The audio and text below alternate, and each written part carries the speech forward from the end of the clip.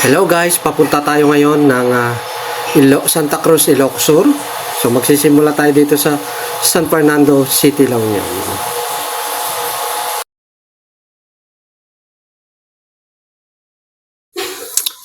Yan, ito po yung nasa San Fernando po tayo. Ito yung bypass road papuntang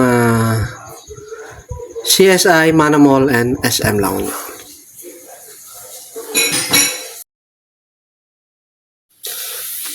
Hello guys, nalampasan na po natin yung town ng San Juan at papunta na po tayo sa susunod na town. Pero bago tayo makarating sa susunod na town, madadaanan pa natin yung bypass road na ginawa nila. Pero hindi pa po tapos, papuntang ang labasan na po nito is pag natapos is sa Bawang, La Union. So madadaanan po natin yon. Lalo na ngayon may SM La Union na.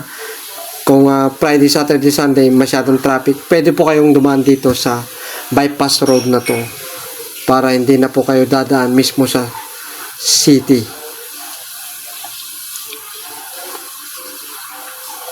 So ito po yung way. Pinapakita ko po yung way ng papuntang bypass road. Yan. Para malampasan nyo po yung mismong city at yung SM City La Union para hindi po kayo matraffic.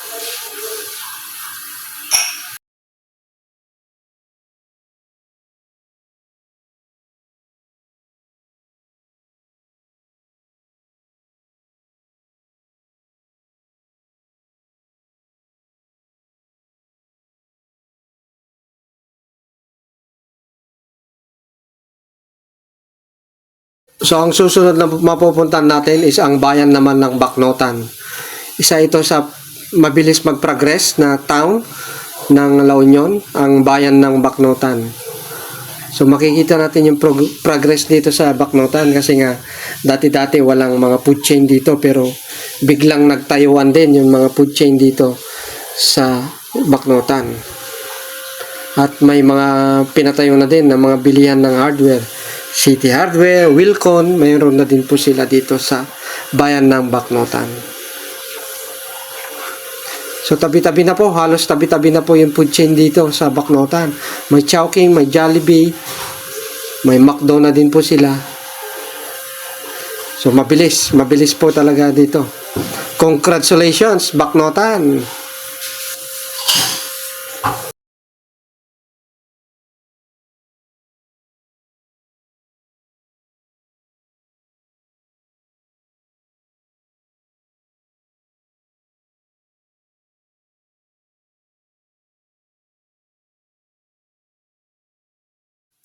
Ang susunod naman na madadaanan natin from Bacnotan is ang bayan naman ng Balawan.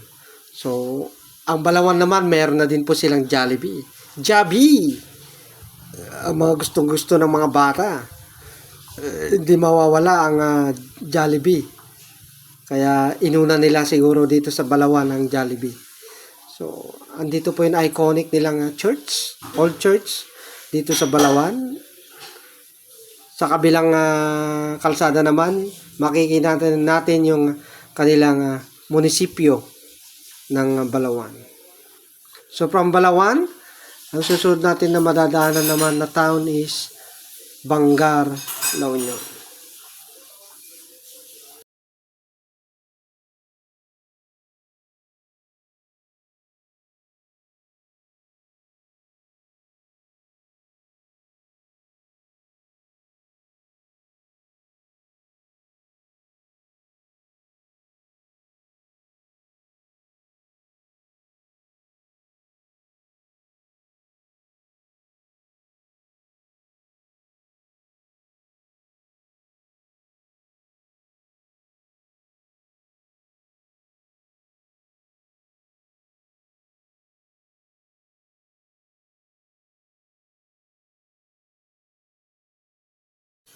Kaya makikita na po natin yung pinaka-arko ng Bangar. At yung iconic nilang hintayan na waiting shed dito sa Bangar, La Union. So pag titignan mo, tumbok na tumbok po natin yung 7-Eleven dito sa pinaka-national highway ng Bangar. So welcome, Bangar, La Union. Yun, nakita niyo po ba yung iconic waiting shed nila dito sa mismong town ng Bangar. So from Bangar, ang susunod na town na madadaanan naman natin at ang pinakahuling town ay ang bayan ng Sudipen. Yan po, pinapakita ko po yung munisipyo ng Sudipen at ito po yung pinaka-town nila ng Sudipen.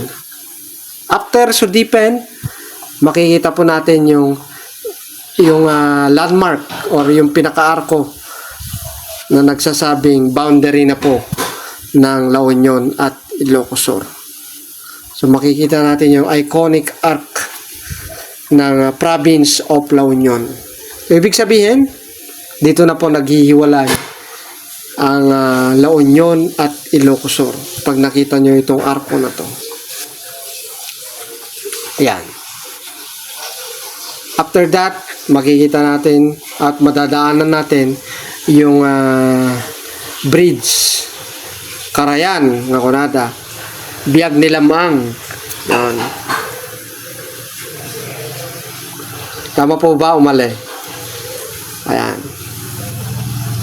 After ng bridge, yun na po, makikita natin yung pinakaunang town ng probinsya ng Ilocos Sur, ang Tagudin. Ayan. Magandang view ang makikita natin at kitang-kita naman natin na yung bridge is matibay naman po yung pagkakagawa. Medyo mahaba din po itong bridge na to.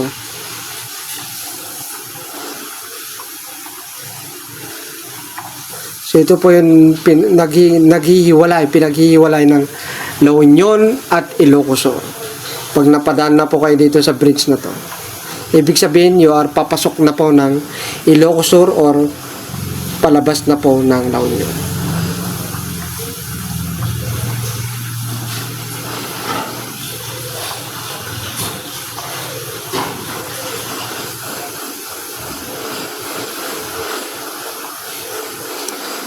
Ayan. Ang unang mabubungad is yung arko ng Tagudin. In God we trust, Tagudinians ang nakalagay. After that, makikita na po natin yung pinakamalaking arko naman na nagwe-welcome na ang probinsya ng Ilocos Sur. So dito, pwede na po kayong mag-stop over at magpa-picture at bumili na din ng mga pasalubong. Yun. Kasi dito nakalagay na po lahat ng mga logo ng bayan ng Ilocos Sur. Ayan po yung bayan ng Ilocos Sur. Ang Tagudin, ang unang town ng Ilocos Sur. Ayan. Papasok na po tayo sa kanilang mismong palengke. Madadaanan po natin yung kanilang palengke dito.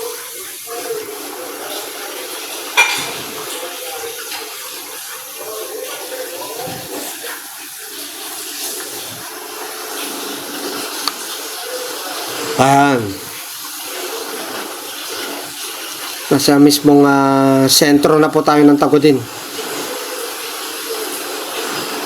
Mabilis din to. Dito sa bayan ng Tagudin, mabilis din po yung progreso. Ayan. Siyempre, hindi mawawala dyan ang pangalawang town na madadaanan natin ang Santa Cruz. Ayun, napakagarbong arko ng Santa Cruz. Yan, dito po yun hometown ko. So makikita din po natin maya-maya yung pinakapalengke ng Santa Cruz at hindi din po patatalo. Meron na din po silang Save More dito sa Santa Cruz. Yan. Pasok na po tayo sa mismong palengke ng Santa Cruz. Yan po.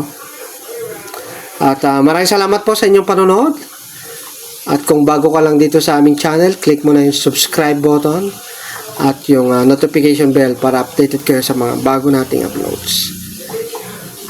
God bless mga kailian, mga kaprobinsyan, Ilocos Sur.